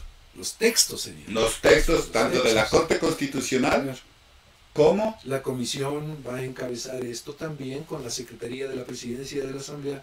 Van a considerar cómo se va a manejar la aprobación ya de estas objeciones. Y ahora, ahí hay 2 elementos. El texto de la Constitución indica que, de la Corte Constitucional indica que no son vinculantes. ¿Pero qué significa no vinculante? Que la Asamblea puede acogerlos, y al acogerlos, lo que la Constitución y la ley de ley orgánica de la función legislativa dice allanarse o no. Al allanarse significa acepto su texto alternativo. El de la Corte. Del presidente. El del presidente de la República, ok. Acepto su texto alternativo. O puede ser lo contrario, no acepto su texto alternativo y quiero que se apruebe el texto del artículo que yo le envié originalmente. Pero ahí hay una variable, que si acepta o allana al texto alternativo del presidente de la República, la votación es simple. Si se debatiera en este momento actual, hasta antes del 24 de mayo, deberíamos decir que es de la mitad más 1. Claro, ¿no? hablamos de 135, 70 y algo. 71. Ajá. Inclusive de los presentes. Ah, ok, si están 100. Tiene que haber mayoría, 51. ¿no? Obviamente. 51. Para instalarse tiene que haber mayoría. Claro. Ya se instala y con los presentes, obviamente, mitad más 1, que sería lo óptimo que sea una ley que salga de consenso, ¿no? Es porque casi siempre ha sido, ¿no? Y esa es la idea, salga de consenso, no por ahí alguien se va a tomar un cafecito. No, claro, bueno, esta es una ley que consideramos siempre ha sido respetada dentro de los grupos políticos, principalmente nunca ha tenido unanimidad, nunca ha habido, podríamos decirse que ha habido, ¿cómo se podría decir? Rechazo ni disenso serio. Exactamente, ¿no? Siempre el Ejecutivo y el Legislativo han manejado de una manera muy específica el apoyo hacia las discapacidades. No hablamos de este gobierno, hablamos de todos los que han venido con antecedentes desde que existen las leyes de la ley de discapacidades. ¿Tú consideras que directamente en lo que ya pasa ahorita, al entrar al debate a la Asamblea, considerarías que es más conveniente que sea con esta Asamblea o con la que viene? Espérate, hay alguna cosa que hay que complementar. Si la Asamblea acepta el texto alternativo del presidente de la República, se allana, en votación simple. Pero si no se allana, va a pedir que se acepte su texto, el original con el que se mandó a la presidencia de la República, pero ahí ya necesita mayoría compuesta. O sea, ya necesita 3/4 partes. O sea, ya sube los votos a 90 personas. 90 ya. Con la Asamblea actual. Con la otra, más de 100. Más de 100. Claro, porque necesitan las 3/4 partes. Pero, y si no llegan a un acuerdo en la Asamblea, ¿qué podría pasar? A ver, si no llegan a un acuerdo respecto de la aprobación, no creo que pase eso. Porque son temas que, a ver, ni políticamente creo que les va a convenir. A nadie. Entonces, no creo que lleguemos a eso. Okay. No me atrevería a pensar que a alguien se le ocurra, o esta asamblea, esta actual o la siguiente, a este proyecto de ley, como repito, un tema tan delicado, tan sensible, lo dejen al margen. No creo. No creo. No creo que sea esa insensibilidad que a veces puede pasar. Una pregunta. Cuando tú ya ves los artículos, por ejemplo, veámoslos por inconstitucionalidad para que la gente tenga claro que son el 56. Dice deducción por inclusión laboral. A ver, vamos con los que la Corte considera inconstitucionales.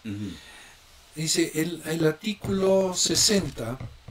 El 60. No, es el 60. El 56, 56 tiene otro, fue aprobado, o lo declara improcedente que haya calificado por inconstitucional el presidente de la República.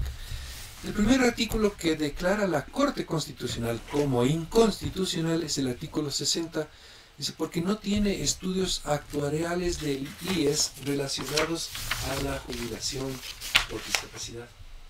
Es que para que el IES haga egresos adicionales a los que ya tiene establecidos, sí, la norma y la Constitución establece previos estudios actuariales. No hay esos estudios actuariales. Entonces, por eso le declara inconstitucional, porque, no sé, si tal vez se consultó al seguro, a la Seguridad Social, de que era posible modificar lo relacionado a la jubilación por discapacidad. Si el seguro decía, si es posible, mira que se hubiera hecho la coordinación con el presidente de la República, el presidente de la República hubiera aceptado. Claro, porque no hay un análisis directamente. A ver, ahí afecta el presupuesto del seguro. Uno de los temas que muchas de las personas con discapacidad es que cuando te jubilas te haces la, ¿cómo se llama? Jubilación por discapacidad. ¿Por invalidez o por discapacidad? Invalidez, que es otra connotación, pero por discapacidad recibes el 68.77%. 75, ¿no es cierto? ¿Qué significa ahí? ¿Por qué razón la policía, por ejemplo, la policía tiene que la jubilación tiene también a los 25 años, si no me equivoco, y dice, ¿por qué no se garantiza que las personas con discapacidad por el deterioro de salud también puedan llegar a tener el 100% de la pensión y no el 60 y pico de por ciento de lo que estamos hablando? Entonces, ahí es justamente por la falta de estudios actuariales. No, son otras cosas. El Seguro Social tiene máximos y mínimos dentro de una tabla. ¿Qué son máximos y mínimos? Son rangos que depende de los aportes, depende de los años de servicio y depende también del presupuesto de días. Claro, pero recordemos directamente que hablamos que personas con discapacidad física visual se pueden jubilar a los 25 años de aportaciones sin límite, sin rango de edad, que esa es la ventaja. Entonces, es la medida de acción afirmativa. El seguro le está dando ese beneficio. Tú bien lo dices, es una acción afirmativa. El seguro le está dando ese beneficio. Pero entonces yo tengo que compensar de alguna forma ese egreso. Y ese es el estudio actuarial. Esa es falta de la Seguridad Social de no tener el estudio actuarial. No sé si lo tenga actualizado, pero debía haber preexistido para la presentación de este artículo un estudio actuarial sobre la aplicación para este artículo. Porque una de las peticiones también dentro de la norma que las personas decían, ok, yo quiero afiliarme voluntariamente. Ya la ley actual establece que no es necesario el examen médico, que hace muchos años te exigían el examen médico para afiliarte. Ahora no lo puedes hacer por el sistema. Tú te registras y te puedes afiliar voluntariamente. Y se habla que más bien que se haga en el valor del 50% del valor para poder obtener. Una afiliación voluntaria está sobre los $80 aproximadamente. Mira, rebaja, por eso claro. Es un cambio. Es un cambio. Tributario, o sea, económico, es presupuestario, ¿no? Y es que el seguro sobrevive, y ahí sí puedo asegurar que sobrevive gracias a los aportes de los afiliados. Y esos aportes de los afiliados se utiliza para el sistema médico y el sistema de jubilación principalmente. Y ahora no hay suficientes afiliados que aporten para solventar esos gastos ingentes, fuertes que son, y por eso es lo que va acarreando un déficit. Eso es cuestiones actuariales. Ok. Esa es una parte. ¿Cuál otra tienes ahí directamente que podríamos revisar? Otro tema que la Corte declara inconstitucional es el artículo 92 porque modifica tributos. Dame un segundo. Tenemos algunas preguntas que nos están haciendo. Sí, tenemos unas preguntas de la audiencia. Por favor. Ya. Muy en particular, quiero referirme a un artículo que se hace referencia al tema de la jubilación de las personas con discapacidad. En el caso de la discapacidad física, dice que las personas con discapacidad física se pueden jubilar con 25 años de servicio o 300 aportaciones, pero también dice que se reconocerá el 68,75% de la pensión del IES. Sobre el tema lo considero injusto porque además de ser una persona con discapacidad y con el aumento de la edad tenemos necesidades más particulares en medicinas, cuidados y alimentos. Por lo que considero que si en algún momento los señores asambleístas deciden tratar la reforma de la ley orgánica de discapacidad, eliminen este porcentaje y se reconozca el 100% de una pensión regular. ¿Qué es lo que está citándose en la ley y que y no se está dando paso directamente? Seamos más precisos. ¿Cuál es la observación del presidente? Y la Corte también ratifica esa... O sea, se pronuncia el presidente y la Corte Constitucional. ¿Qué observa? ¿Qué observa? Dice... se me pasé de hoja.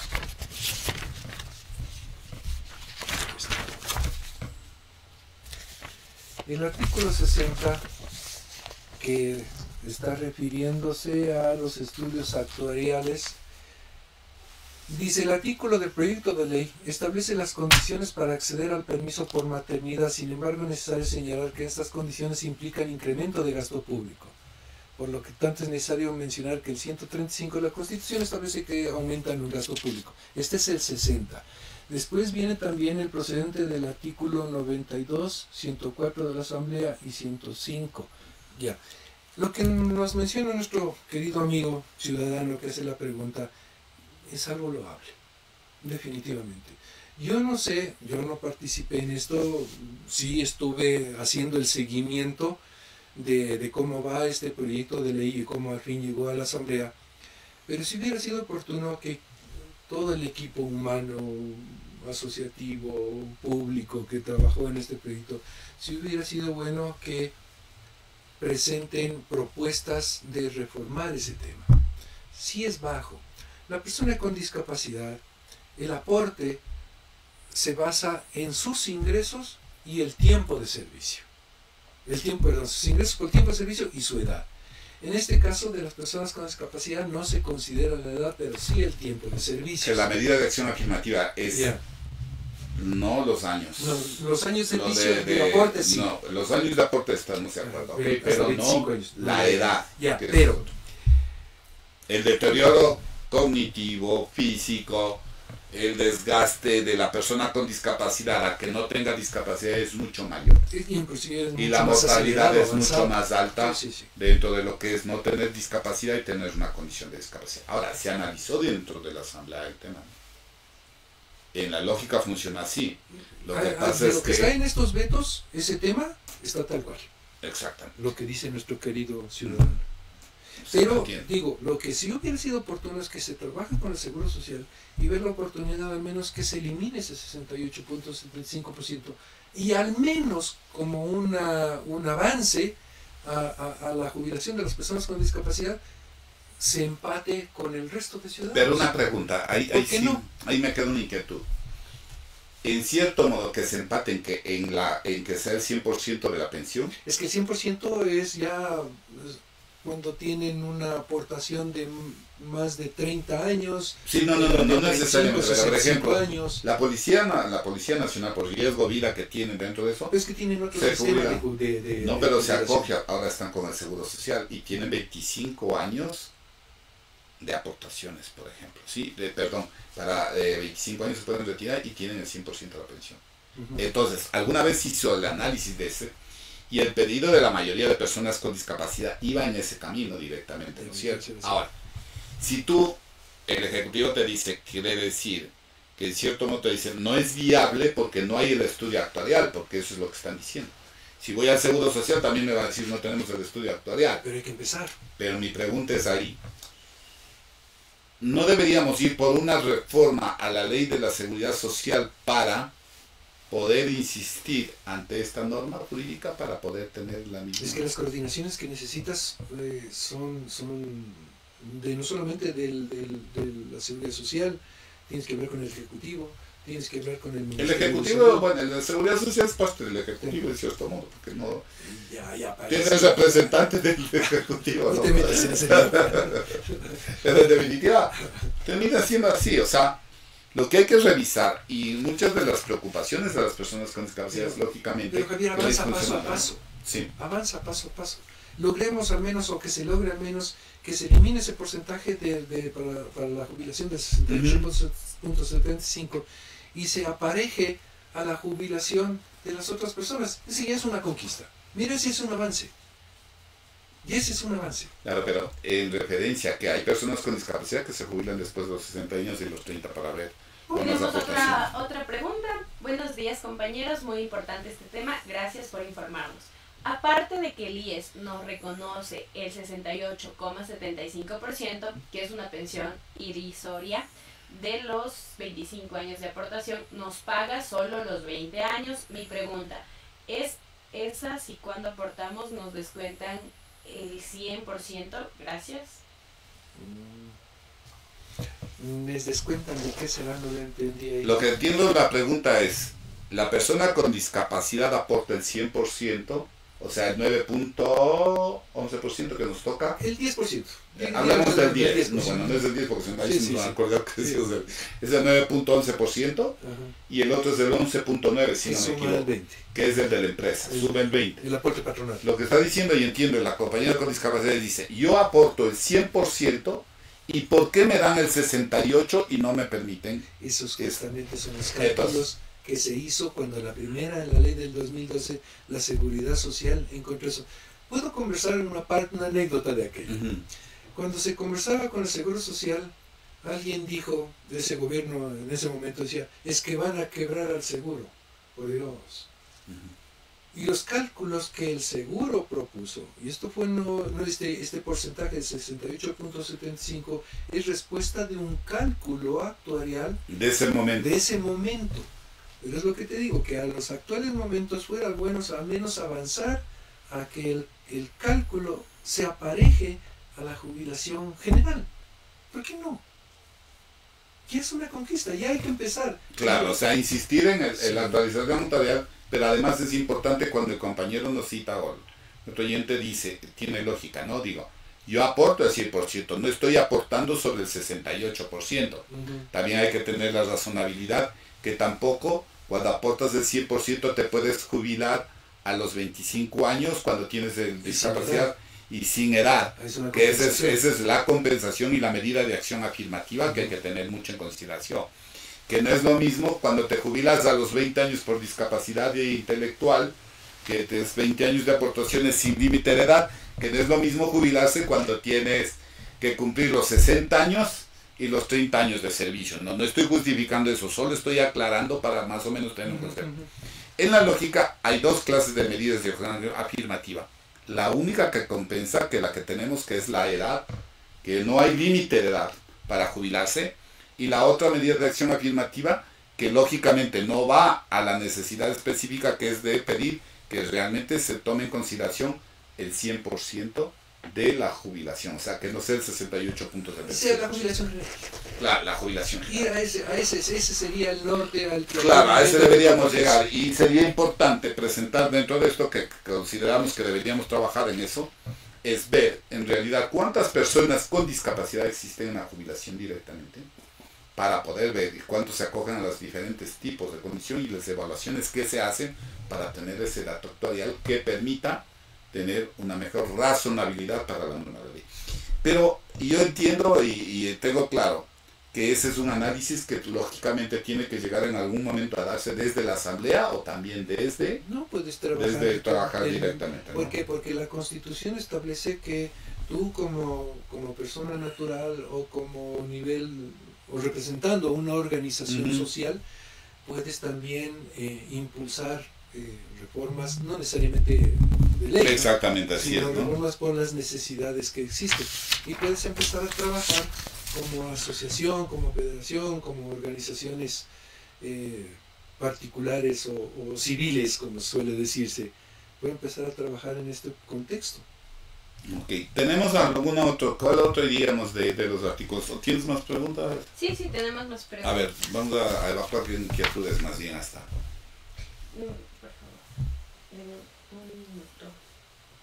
Buenos días, una consulta. Si en la ley actual ya se garantiza la jubilación a los 25 años sin límite de edad, ¿por qué la declaran inconstitucional? No. Si la misma Constitución manifiesta que los derechos deben ser progresivos y no regresivos. Ya, sobre la seguridad social, la improcedencia es que reforma tributos el artículo 60 relacionado a la maternidad, porque aumentaba, ¿cuántos meses era? Creo que era 4 meses de maternidad. El permiso de maternidad se ampliaría por 4 meses No, adicionales. entonces por eso afecta a modificar o suprimir impuestos o gasto público. Ese es el uno, relacionado con la seguridad social. El otro artículo relacionado a la seguridad social es el Y mira que el tema de 104. Claro, pero el tema de la maternidad es algo importante, principalmente cuando nacen hijos con discapacidad por la empatía que debe tener hacia la atención del hijo con discapacidad. No, Javier, no, eso no en la otra parte, ¿no? Eso está al margen de la discusión. Yo entiendo que la maternidad y asociada, o la discapacidad inclusive asociada con una maternidad, o la maternidad asociada con una discapacidad es serio, es complejo. No, eso está fuera de discusión, lo delicado que puede ser. Pero el aumentar así, porque sí, 4 meses sin un análisis previo, ese es un error del asambleísta.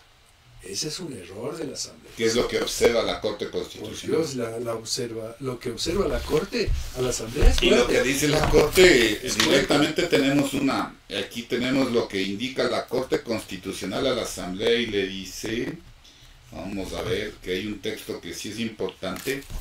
Cuando se presenta el informe, principalmente de la Corte Constitucional, al final, en el numeral 2 dice, antes de firmar el presidente Ali Lozada Prado, dice, llamar severamente la atención a la Asamblea Nacional por aprobar normas sin analizar detenidamente el impacto que tiene en el sistema de seguridad social al no requerir la información actual correspondiente, contraviniendo así el principio constitucional de sostenibilidad. Esta omisión reviste mayor gravedad al tratarse del derecho de la seguridad social de un grupo de atención prioritaria como son las personas con discapacidad. De conformidad con el artículo 35 de la Constitución de la República, de igual manera, el IES y demás entidades del sector público deben aportar de manera oportuna la información técnica necesaria para la discusión de este tipo de reformas legislativas. Es que claro, mira, lo que dice nuestro querido oyente y ciudadano que está con nosotros aquí en esta presentación de este tema. Hay otra objeción relacionada con la seguridad social. No está relacionado con lo que él dice sobre la jubilación, eso está ahí. Eso no se toca. Así es.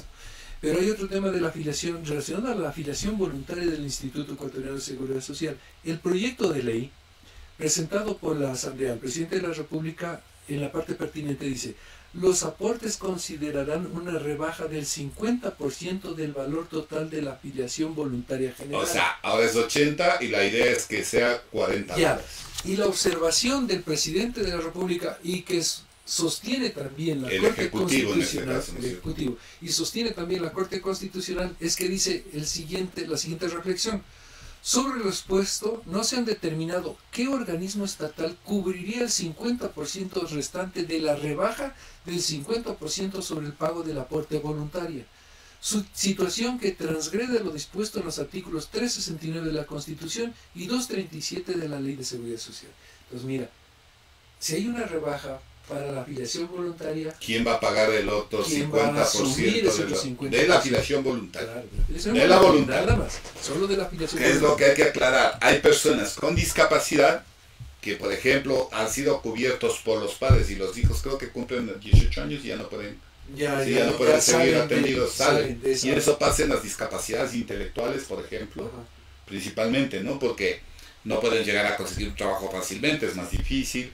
Y lo que se establece es que tienes que afiliarle a tu hijo a la seguridad social voluntariamente. Lógicamente te puede decir que tiene servicios de salud pública, pero también hay otros mecanismos, pero la idea es que el voluntario pueda tener una tarifa preferencial, por ejemplo, que es lo que se está diciendo. Lógicamente, cuando tú te afilias voluntariamente, tienes derechos a los préstamos, a vivienda, a todo eso. O sea, los derechos que tiene cualquier ciudadano que sea afiliado bajo dependencia. Cuando eres voluntario también lo tienes. Ahí habría que analizar si es que algún rato se oye una propuesta y decía, ok, yo necesito la atención médica, tal vez no el préstamo por la discapacidad intelectual para una casa, pero ver la posibilidad de que en esas condiciones mi hijo tenga la salud en la seguridad social y le pueda afiliar después de cumplir la edad, pero con una tarifa preferente. No, yo Eso por ahí eso puede ir directamente. No, eso es perfectamente claro y no es descabellado. Y además, por ejemplo, una cosa que nosotros estamos trabajando directamente, es nuestra preocupación es, ¿qué pasa con las cuidadoras que no tienen cómo afiliarse a la seguridad social? Hablemos de las cuidadoras de los Joaquines Gallegos Lara que tienen niños con discapacidad, niños jóvenes, adolescentes, con discapacidad severas, por ejemplo, ¿no? No tienen una seguridad social, pero hay una debilidad además porque la atención es fuerte, porque atiende una condición de discapacidad, atiende el hogar, atiende su casa, atiende a los demás de la familia, y el deterioro de salud es impresionante. Es fuerte. Y no hay oportunidad. Y no hay oportunidad. Entonces hay que pensar en una reforma, justamente que es lo que estamos trabajando ahora las federaciones, es en apoyar a esas cuidadoras para que en realidad puedan tener una seguridad social para el cuidado de ellas, porque también tiene que cuidarse la vida de esa cuidadora para que pueda cuidar también ese hijo que después, si ella no lo puede cuidar, ¿qué pasa con esos ciudadanos con discapacidad severas? Entonces es importante en los análisis de estos de seguir trabajando en el tema de seguridad social, porque es vital. Porque hay inconsistencias. Exactamente. Hay esas inconsistencias tan complejas, ¿no? A veces tan deshumanizadas, que si una persona tiene un bono, no porque por la necesidad, ¿no? que esa persona requiere ese bono, si logra tener alguna u otra forma de ingreso, el Estado se lo quita. Claro, porque dice que ya tiene una condición económica que supera la derecha. Igual el bono Joaquín Gallegos Lara no es un bono así nomás como el de la persona que está en un nivel de quintiles de pobreza 1 o 2 dentro del ¿cómo se llama? El registro social.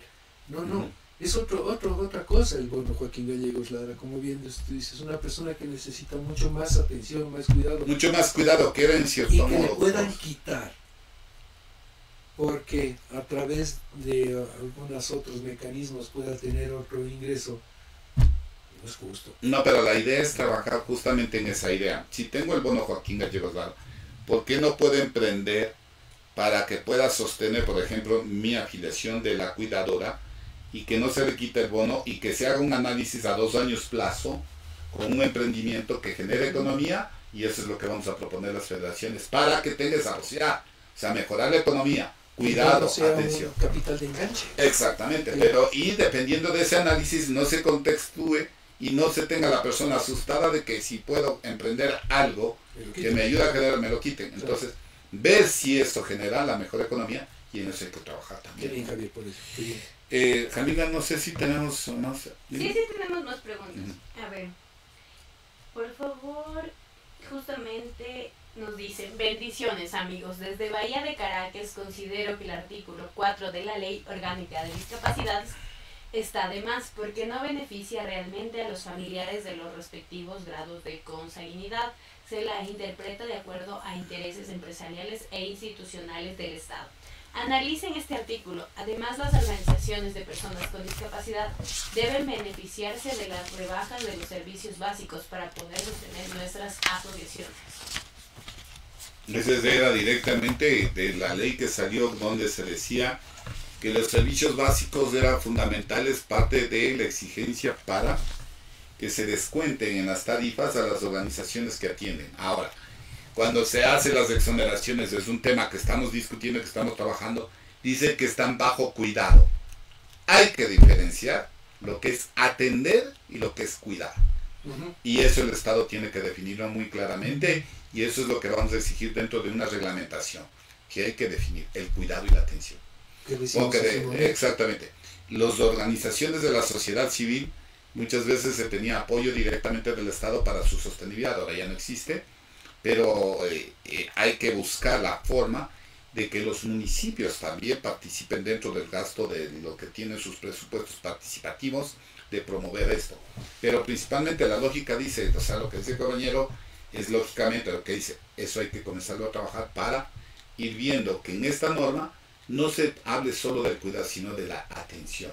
Porque una cosa es tener bajo su cuidado, que esa es una casa de acogida, y otra cosa es una organización de la sociedad civil, una asociación o una fundación que dé atención matutina, vespertina y otro tipo de servicios, que es otra diferenciación que hay que verlo, que hay que apoyar a esas organizaciones. Claro, que te decía hace un momento. Y el artículo no sé 4 a qué se refiere, ¿no? Ahora, el artículo 4 del proyecto de ley se refiere a principios. A los principios fundamentales, capaz que es de la ley antigua seguramente de lo que me está citando.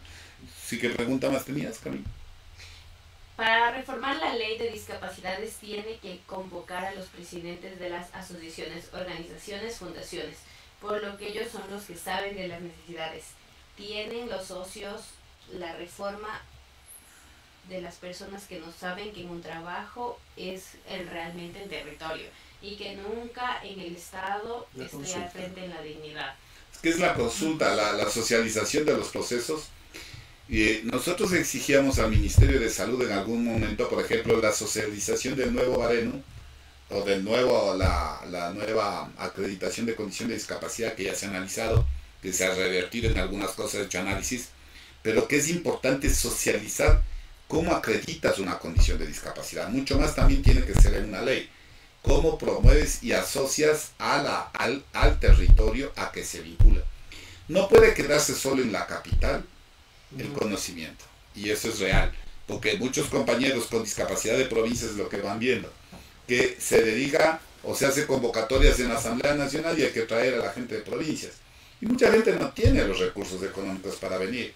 Más bien, la Asamblea debe hacer presencia en nivel territorial para que haga convocatorias y análisis de esa reforma de ley para que sea socializada, ¿no? Entonces hay que trabajar directamente en esos temas y puntualmente para que se vayan moviendo, ¿no? Sí. No sé si tenemos más preguntas. Depende mucho de la comunicación. Hay muchas felicitaciones, agradecimientos por este tema. Están concordando con que debería ser el 100% de la jubilación, ya que ellos aportan el 100%. Tenemos igual una consulta de las personas con discapacidad visual, que debería ser el 80% por los de la jubilación, por los pagos que ellos necesitan hacer para sus chequeos médicos. Y por el momento nada más, estamos así, no tenemos más. Ok, directamente cuando nosotros vamos viendo, Giovanni, hay dos temas que nos quedaban pendientes dentro de la objeción. ¿Cuál consideras que dentro de la objeción de lo que tendríamos nosotros, tendríamos que nos podría dejar en preocupación, ¿no? La seguridad social, hemos hablado sobre ese tema, ¿no es cierto? El crédito de vivienda era algo importante que también se citaba directamente, el que se presupueste y se haga los créditos, por ejemplo, para las personas con discapacidad de sus familias, ¿no? Que es algo importante de ver cómo los procesos de las instituciones que dan los créditos tengan una tarifa preferencial. Bueno, ahora sabemos que los intereses es de 4.99% para planes de vivienda, pero uno de los temas que principalmente hemos observado es que la vivienda de interés social es una, y hay de la vivienda de interés público, que es la VIP, que es otro, y que hay que revisar esa normativa para qué subvención puede tener una persona con discapacidad de su familia y a qué tipo de vivienda puede acceder. Y no solo a los programas de vivienda de interés social, sino de las viviendas de interés público, que debería existir una cuota que permita directamente, bajo una normativa, que pueda apoyarse para que tenga una mayor subvención o la posibilidad económica que pueda tener, ¿no? Entonces, no sé tú cómo lo ves directamente ya cuando vamos viendo y analizando el veto del presidente. ¿Cuál crees que sea el destino de esta reforma, de esta ley nueva de discapacidades? Casi estamos hablando blanco o negro. Blanco o negro, exactamente. No, o sea, no hay muchas opciones. Porque la Asamblea o se acoge, que técnicamente se llama allanarse. O sea, que se allane. Se allane a los textos alternativos. O lo otro es insistir en su artículo. No hay otro. O sea, no hay otro. opción, porque hay textos alternativos y esos textos alternativos son los que van a exponerse o a presentarse en el pleno para que esos sean aprobados, ya no el que mandó. Pero si quieren el que mandó la Asamblea al Ejecutivo, tiene que lograr las 2/3 partes de la votación. Ese es un problema. Si sería en actualidad, estaríamos hablando de cuánto, a ver, 135, ahorita 90 votos. 90 votos, que no los van a tener. Y la próxima, Y si hablamos para la próxima, como unos 105 votos. ¿cuánto? 105 o Que es más fácil. De 155. Es que es más fácil. De 155. Si consideras en la actualidad 90 es más difícil. Si consideras después del 24 de mayo 105 va a ser más fácil. Deja ver cómo se organiza. Porque tienes una unión directamente en un análisis y en el contexto de lo que tiene que pensarse y posicionarse directamente dentro del veto, es que en realidad lo único que se buscaría aquí es que se analice bien cómo la comisión o cómo los asambleístas pueden llegar a un acuerdo para que se pueda allanarse en cierto modo. Sí, tienen que haber acuerdos aquí previos de allanarse, ¿no? Porque no es que trabajan separadamente los legisladores, ¿no? Sino siempre hay grupos y a la cabeza la comisión. La cabeza de la comisión tiene mucho que ver. Ahora, es importante, si se reforma una ley de discapacidades en este momento para volver a tener otra reforma, ¿qué tiempo tendremos donde se necesita? ¿Puede reformarse inmediatamente? Pues sí. Si la necesidad se impone, sí. Si es que la necesidad de tener una ley que no equilibre la consulta total de las necesidades específicas de cada condición de discapacidad, podría presentarse reformas a la que se pueda aprobar ahorita, ¿no? Por supuesto. Porque no, las leyes no son estáticas. Las leyes son dinámicas y tiene que cambiar conforme la necesidad lo obligue. Okay. Cuando se emitió podríamos decir del veto parcial, ¿no es cierto? Es un veto parcial. Es un veto parcial. Una objeción parcial. Es una objeción, exactamente, es un veto parcial. Muchas veces decía, el presidente es enemigo de la discapacidad. Y yo considero que, yo no creo que haya enemigos de la discapacidad. No. Y yo creo que aquí hay que ver desde el punto de vista de la sostenibilidad de una ley, que es importante, ¿no es cierto? Y yo creo que el Estado debe garantizar todas las medidas de acción afirmativas necesarias que sean viables, pero que no se pongan ni trabas, ni, podríamos decir, circunstancias en que le impidan ejercer o que esa ley sea un beneficio para las personas con sus medidas de acción afirmativa. Que eso pasa con la cuota laboral, ¿no es cierto? O sea, pero es importante también analizar que en el contexto la corresponsabilidad de los rectores de la política pública son los que tienen que crear los reglamentos necesarios a esta ley. Definitivamente. El primer paso lo tenemos en la ley. Inmediatamente de esta ley publicada en el registro oficial tiene que involucrarse todos los estamentos del Estado para ver cómo se aplica y proponer el cómo a través de un reglamento. Porque no sé qué plazo le da para hacer el reglamento en la ley, no me recuerdo bien. ¿Dentro de la transitoria o no sé? Lo usual que el Ejecutivo tiene son 90 días. Lo usual, pero no sé. Claro, pero en la lógica tendríamos que analizar de que lo que hay que insistir, y es la oportunidad de que conozca la sociedad civil sobre la ley, que sea socializada, ¿no? La disposición transitoria dice: en el plazo de 90 días contados a partir de la publicación, el presidente de la República dictará el reglamento general para la aplicación de la ley.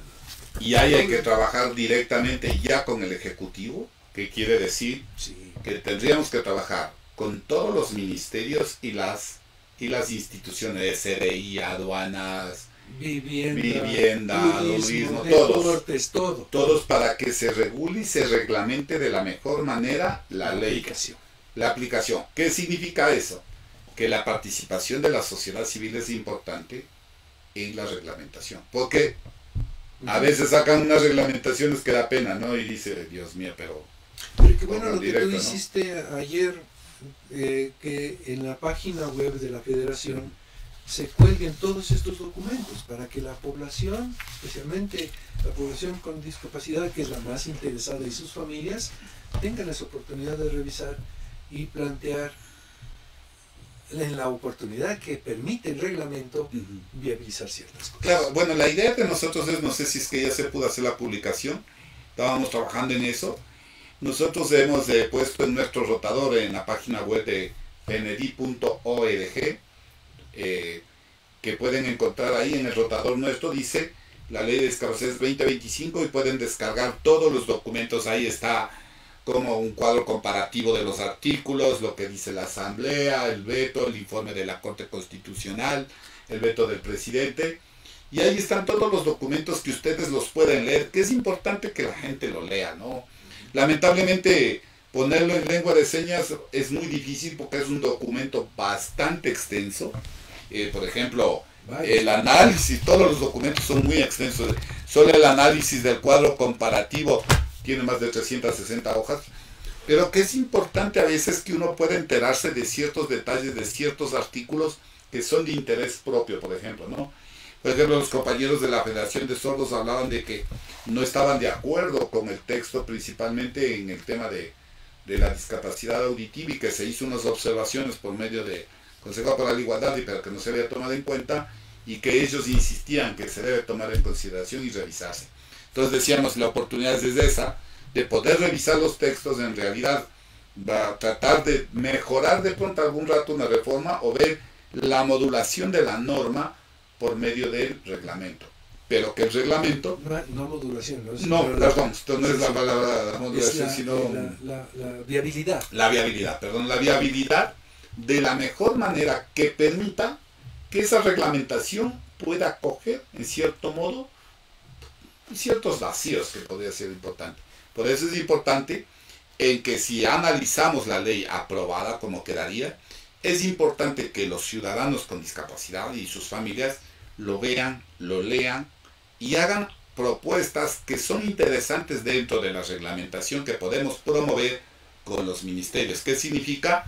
Que podamos hacer propuestas al ministerio, el cómo se podría ajustar de mejor manera, ¿no? Entonces, yo quería más bien en eso verles desde ese punto de vista. La idea de socializar con Giovanni Rainera, que es un amigo de hace muchos años, que trabajó en la Procuraduría del Consejo también, era analizar esto para que vayan entendiendo la lógica, cómo funciona la ley.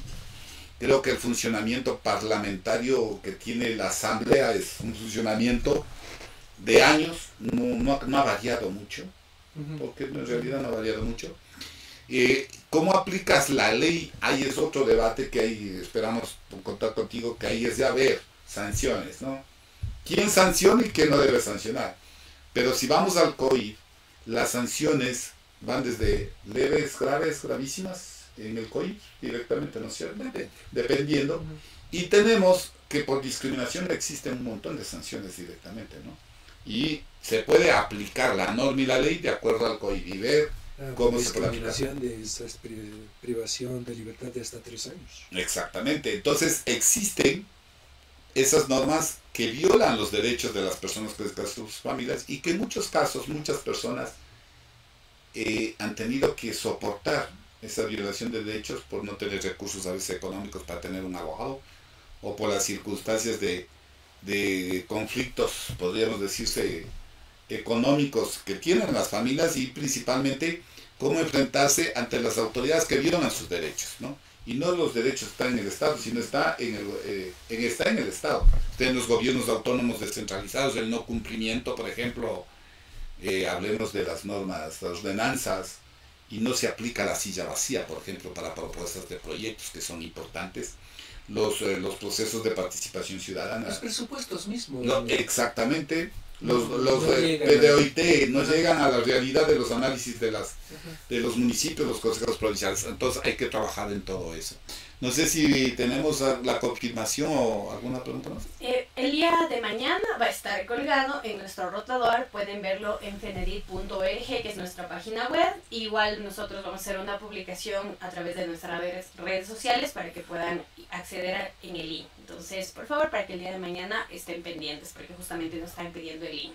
Ok. Ajá. Por otro lado, justamente la persona que anteriormente nos comentó sobre este caso de la empresa dice que, perdón, mi pregunta anterior era: de los 25 años de aportaciones de la institución donde laboraba, recibí el intensivo solo de 20 años. ¿Por qué se da este caso? Gracias, buen día. El incentivo de 20 años. Porque si no estoy mal, se eliminan los últimos 5 años porque de ahí se saca el cálculo para el aporte de la pensión. Si no estoy mal. Pero pues, habría que confirmar. Con todo el gusto del mundo, si nos ayuda con su contacto. El contacto por claro, interno para con su aclarar. contacto, yo le puedo dar con mayor efectividad ese asesoramiento. Listo, muchísimas gracias. ¿Sí? ¿Hay más preguntas, no?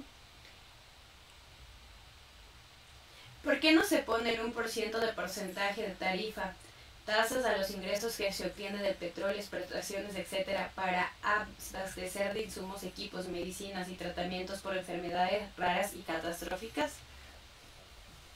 Híjole.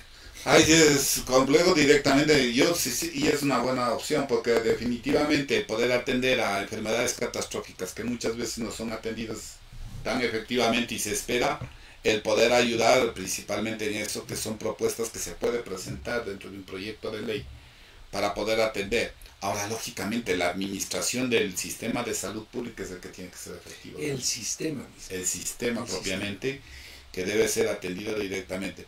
Uno de los temas que tenemos pendientes es directamente, justo es lo que habíamos conversado, es que se debe reforzar el sistema de salud pública de una atención mucho más efectiva, por ejemplo, en la acreditación de la condición de discapacidad, que ha sido observada muchas veces, el que ya se aplique el nuevo modelo, se aplique la nueva acreditación de condición con el nuevo baremo, con las nuevas, podríamos decir, hasta el reconocimiento que en el nuevo sistema ya por ejemplo, la fibromialgia ya está reconocido como una condición de discapacidad, que es importante.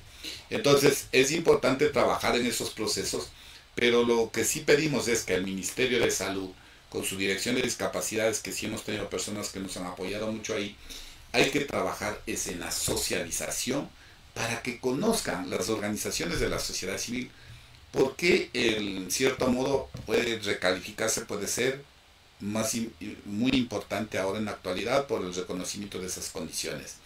Y principalmente el conocimiento de las normas que existen. A nosotros de pronto nos falta a veces, que siempre decíamos contigo, a veces leernos las normas y las leyes para poderles entender. Por eso es que mucha gente nos preguntaba, ¿y qué es el veto? Y el veto parcial, ¿no es cierto? Entonces, muchas personas nos preguntaban, o sea, nos están quitando la ley, ¿qué está pasando? Entonces, hemos sido muy claros, y Giovanni ha sido muy claro en decirnos, el veto es un mecanismo que debe funcionar, que no ha habido un veto total, que eso hubiera sido mucho más complicado, porque ahí sí tendríamos que esperar un año para volver a presentar un nuevo proyecto de ley y analizar Temas tan importantes. Temas importantes. Y yo nunca desvanecería la insistencia del trabajo, de lo que se está vetando, en trabajar en el proceso actuarial, por ejemplo, del IES, que puede ser una motivación importante, lo que vamos a trabajar nosotros como federaciones también, e insistir en ese trabajo para presentar propuestas que puedan permitir llegar a una efectividad de ley. Leyes hay muchísimas, medidas de acción afirmativa tenemos bastantes también, pero hay que saberlas respetar y tenerlas muy claras, y consideramos de que el trabajo que se pueda seguir haciendo como sociedad civil es importantísimo, y la responsabilidad de la vigilancia y la observancia del Consejo Nacional para la Igualdad, con transparencia y con personas idóneas para poder hacer este trabajo de la mejor manera, porque de eso depende mucho cumplir una agenda de igualdad. Giovanni, agradecerte muchísimo por acompañarnos, esperamos tenerte pronto también para tratar otros temas. Y muchas gracias. Quedar muy en claro con ustedes que estamos a las órdenes y se necesitarían más aclaraciones. Estamos siempre dispuestos a lo interno. Recuerden que en nuestra página web de fenedip.org pueden encontrar el día a partir de mañana. Solo ponen fenedip.org. Entonces, de organización, ¿sí? En minúsculas. y van a poder encontrar ahí la información. Y el doctor nos acompañará también en asesorarles de cualquier inquietud. Un Con todo el abrazo. gusto del mundo, ya sabes. Un abrazo para todos. Gracias. Muchísimas gracias. Muy buena tarde.